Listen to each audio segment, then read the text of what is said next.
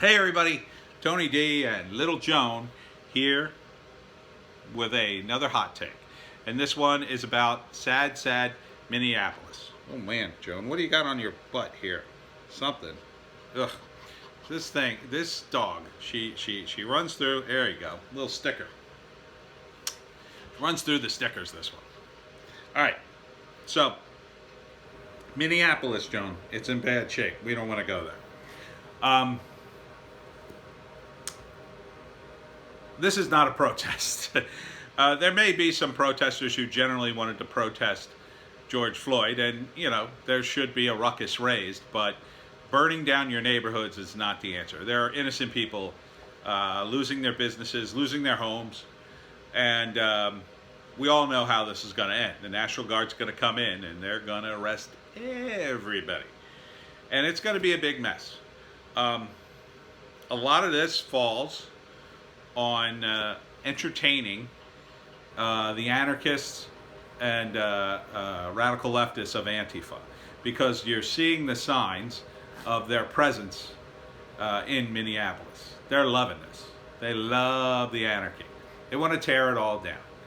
And while they're not solely to blame, they certainly are going to be there like the Joker, stoking the fires, because they just want to see the world burn. And a lot of them think, well, I'm going to get away with this. I'm wearing a bandana, and you can't identify me. And the streets are, the cops ran away. Oh, but they're coming back.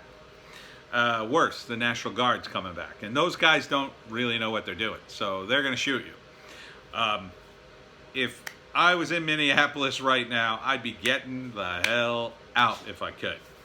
I think a lot of people will move out after seeing this, after seeing an auto zone burn down. What did the auto zone have to do with, poor George Floyd? The cop has been arrested, and he's going to be charged, and he will probably go to prison for the rest of his life, I would imagine. They need somebody to take the fall for this, and it's going to be this guy, and he should. He should be prosecuted. But part of the problem is the powerful police unions and the prosecutors that protect them. One of those prosecutors, I believe she was a prosecutor, was Amy Klobuchar. She worked in the state, and she didn't decline to process this particular cop and other cops. So that doesn't surprise me, because the prosecutors and cops have a love fest that go back many years, and they wash each other's hands, right? So, on TV shows you see people, the cops are like, oh, you're tying my hands, I know this guy is guilty. And it's all about how the rules are, that if only the good cops could be cut loose, they'd clean up this city. It's not really the case. It's kind of the opposite. The cops already have way too much power, and it makes them lazy, and they don't do any actual police work. They're overwhelmed by, as I said in my previous video, the drug war. The drug war needs to end. That's the answer. But in the meantime, you've got Amy Klobuchar, who cut this guy loose, which doesn't surprise me. Our former governor, Governor Christie, was a big fat idiot, in my opinion, and he was a prosecutor himself. He was all about breaking the teachers union, but he wasn't going to break the police union. They had to get rid of the police union in Camden because it was so bad, and they're so broke they needed to hire cheaper cops. And now they have a metro force, which, I don't know, it's a mixed bag, but to some extent they seem to be doing slightly better. I can't, it's hard to compare. I'm not hearing as many reports about Camden and the corrupt cops as I used to. But, as far as Minneapolis goes, this is a horror show. And a lot of it is the local government. They're partly to blame. They don't want to prosecute their cops. No local government does. Because they feel like the moment they prosecute the one cop, all the cops turn against them, and they're all a monolith, and they all protect each other, and blah, blah, blah. Partly that's true. They do kind of protect each other. And it's hard to create a system where they don't. Again, if you legalize drugs and prostitution, you would relieve a lot of pressure, and that wouldn't be as big of an issue. But beyond that, other than sort of rotating the cops so they're not always partnered with the same people. That might help a little bit, and certainly doing more community policing, hiring from the community when you can. But community policing, I think, is a big part. So, in my neighborhood, we have a small town here, about 1,900 people, and we know the cops, or at least the cops kind of know us. When I drive around, the cop sees me. He knows my car. He's seen me walking Little Joan around the neighborhood. So he kind of at least, oh yeah, that guy lives here, the guy with the little beard and the little dog. That's that's like impossible to do in a city like Minneapolis or New York or whatever. It's hard to do.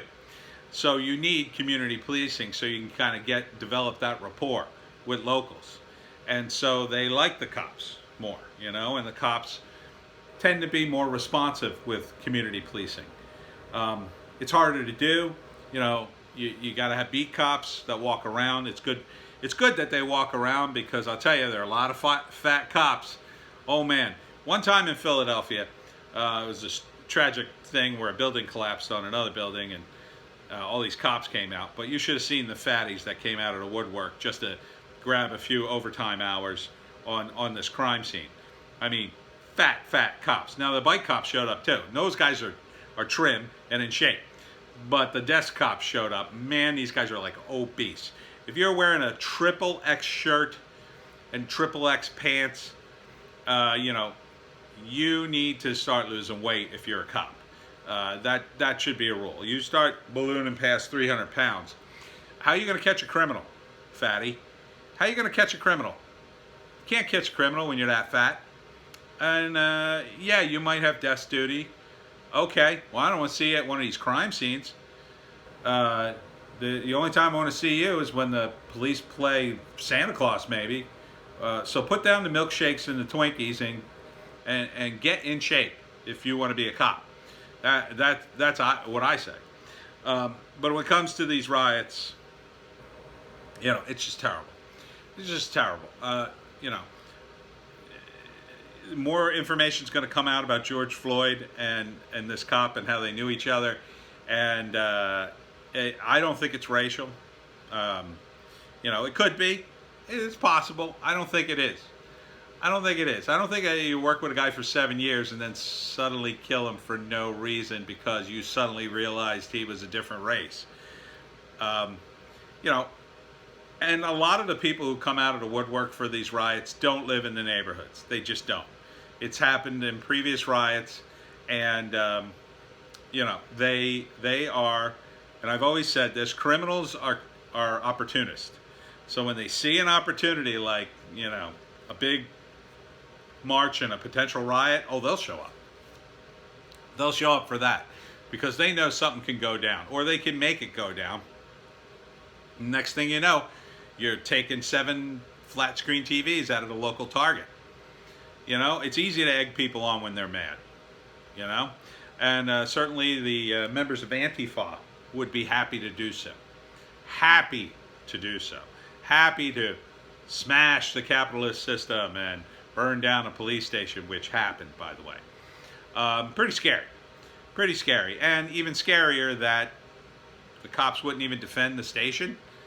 I mean, what's the point here? These are like the neutered cops that were in Portland, where they couldn't do anything. What is this? What are these people doing out there? Now you got to send in a National Guard. It's going to get ugly. It's going to get ugly, and a lot of people are going to be detained. But it's not going to be these bandana-wearing morons who robbed the Target. No, those guys already got theirs. And the moment the National Guard shows up, they're gone. They are gone. The only people who will be left will be the actual protesters, because they want to show solidarity or whatever, and they've been doing things peacefully. No, you should probably get off the streets too, because the National Guard is not going to be able to tell the difference. It's time for everybody to go home, and it's time for the justice system to do what it can to get George Floyd some justice. And burning down your neighborhood is not the answer. And this is why people need guns. Again, libertarian. And libertarians believe that people should be able to, defend themselves and defend their property. And the people who are going to come out of this in one piece with their business are people who stood in front of their businesses with guns. Because people ain't going to mess with them. They're gonna find an empty store to burn. They're going to find the AutoZone. And they'll laugh and smash the windows and loot. And that's easy pickings. It's not easy pickings with somebody standing outside with a machine gun. So, I think the answers are clear. It's just that, do we want to actually do these answers?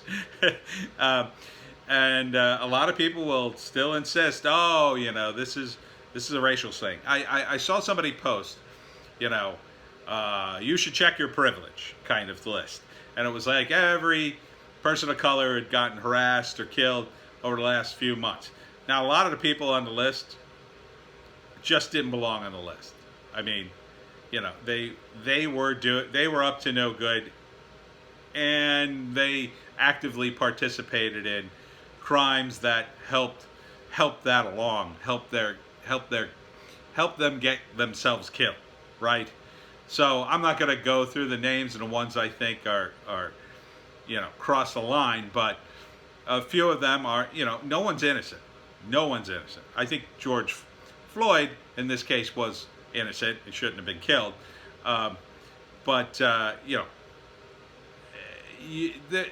Life is complicated. This whole the answer is, it's racism. That's a simplistic answer, and it's just not going to fix everything. And you can't fix race. People have been trying to fix racism for years. You're not going to fix racism. You're not going to suddenly come up with a magic formula. Well, if we could just get all the white people to admit their privilege and and we just get all this good. People aren't monoliths, okay? So just stop it, and wait until the facts come in. If this guy was some sort of racist, well, then yeah, okay. Then something has to be done in the Minneapolis police department, and something went down. But the guy knew George, so something's fishy here. So there's a little more to this story.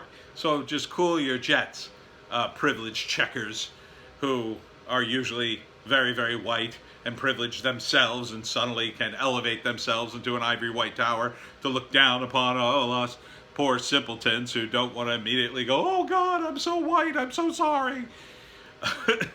Just calm down.